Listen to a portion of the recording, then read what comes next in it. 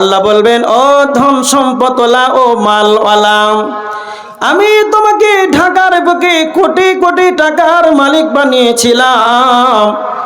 তুমি বলো, এই ঢাকার প্রতি তোমাকে এত কোটি টাকার মালিক বানানোর পর এই মাল দিয়ে তুমি কি করেছো, কতটুকু আমল করেছো?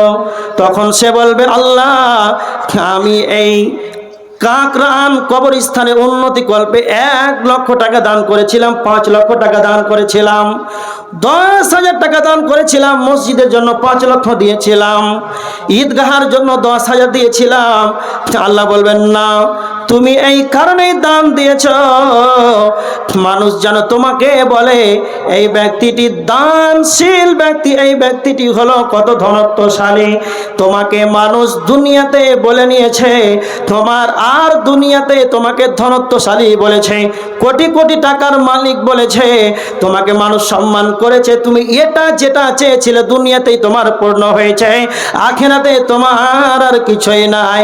তার মানে ধনত্বশালী ব্যক্তিরা দান করার পর, দান দেওয়ার পরে যদি তাদের নিয়ত ইখলাস যদি না থাকে, তাদের আল্লাহর ভয় যদি না থাকে, যদি নিয়তটা এরকম থাকে, আমি দান দিলাম আপনাদের এই কবরস্থানে, সকালবেলাতে চায়ের দোকানে গল্প হবে, হাজী আব্দুল সাত্তার 1,00,000 টাকা দান করেছে, আমার নামটা চায়ের দোকানে পাঠ করা হবে, আমার নামটা গ্রামগঞ্জে বলা হবে। যখনই কর্মচারী, যখনই রাজমিস্ত্রি কাজ করবে বলে টাকার জন্য টেনশন করো না, আমাদের চেয়ারম্যান আছে, আমাদের ওসি আছে, আমাদের গ্রামের অনধনত্বশালী আছে, আমার নামটা আগে আসবে, এই জন্য আমি দান করেছিলাম।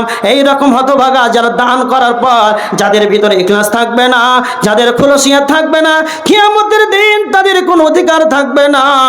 এই শ্রেণীর মানুষদেরকে আমার আল্লাহ জাহান্নামে দিয়ে জাহান্নামটাকে উদ্বোধন করবেন।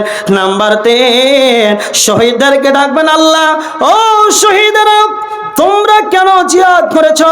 তারা একটাই কথা তারা বলবে, আল্লাহ, আপনার দ্বীনকে, আপনার জন্য, আপনার দ্বীনকে বাঁচানোর জন্য আমরা এত কষ্ট করেছি, আপনার দ্বীনকে বাঁচানোর জন্য আমরা নিজের জান প্রাণটাকে দিয়ে দিয়েছি।